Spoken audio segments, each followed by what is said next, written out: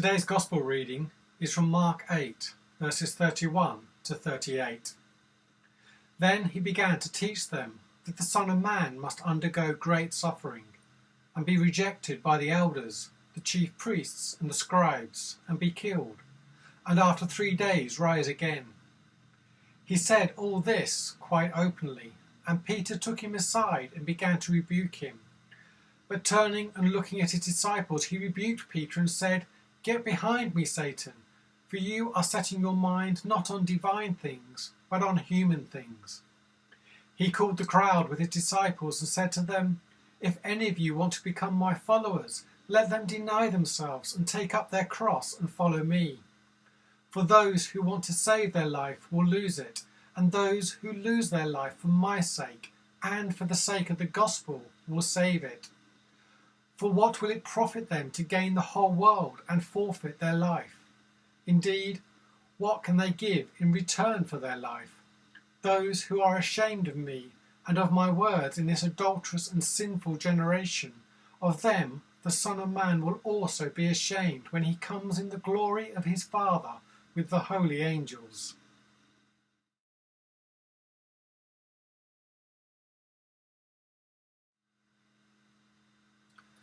Today's Gospel brings us to the point where Jesus foretells his death and resurrection. If we were to look back to the previous passage, we would see how Peter declared that Jesus was the Messiah. So now, knowing that the disciples got it, they understood who Jesus was, Jesus takes the opportunity to fill them in with what must come next. For Jesus, this is something the disciples had to understand as he approached the cross: the suffering, the rejection, and then the ultimate death on that implement of torture. But they also had to know that 3 days later they would see the resurrection. Being recognised as the Messiah was not enough.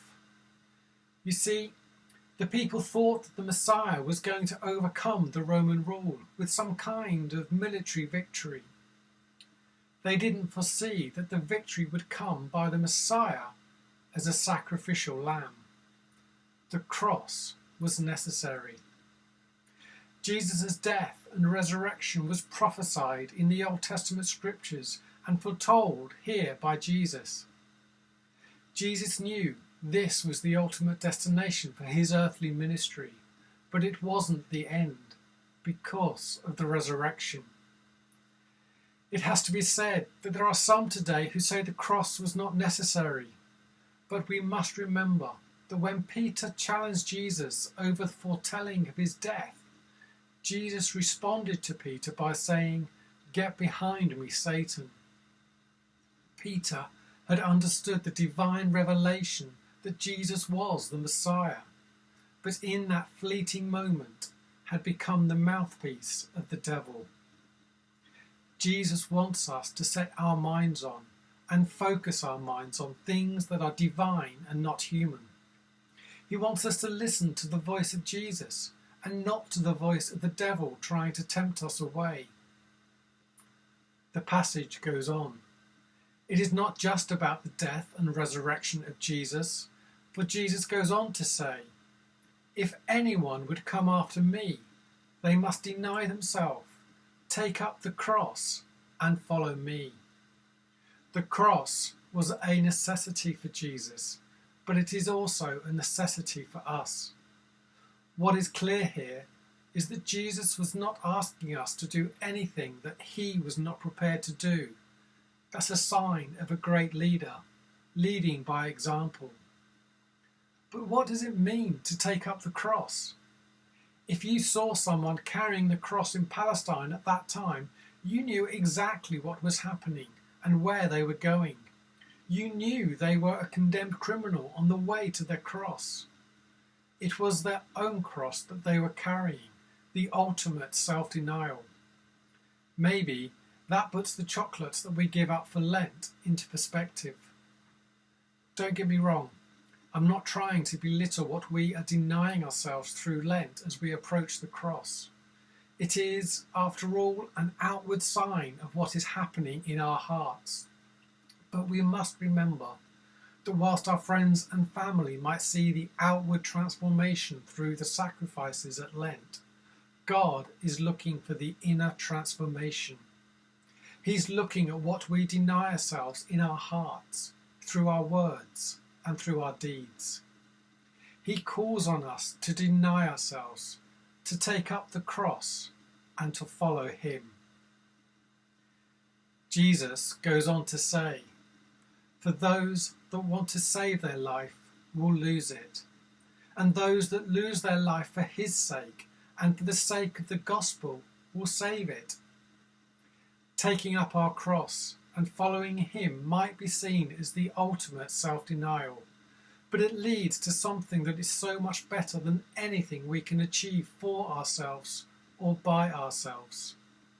As it says in Luke 9, "What good is it for one to gain the whole world, yet lose or forfeit one's very self?" I once heard a sermon where the vicar said that all we have to do is to be our authentic self. This passage clearly contradicts that message. Being our authentic self is not enough. We have to deny ourselves. We have to take up the cross, and we have to follow Jesus. The cross was not just a necessity for Jesus. It is a necessity for each and every one of us, each and every day. I want to leave you today with a quote from the evangelist and theologian John Stott. He was paraphrasing what Jesus is saying in this passage, as well as what Jesus alluded to a number of times in different contexts. John Stott said this: "If you insist on holding on to yourself, you will lose yourself. That is the way of death, not the way of life. But if you are willing to lose yourself, to give yourself away in love, in the service of the gospel, then in that moment of complete abandonment, when you think you have lost everything, the miracle takes place and you find yourself." Remember the abandonment that Jesus felt on the cross when he cried out, my God, why have you forsaken me?" That was the ultimate self-denial. That is what it means to deny ourselves, to take up the cross and to follow Jesus.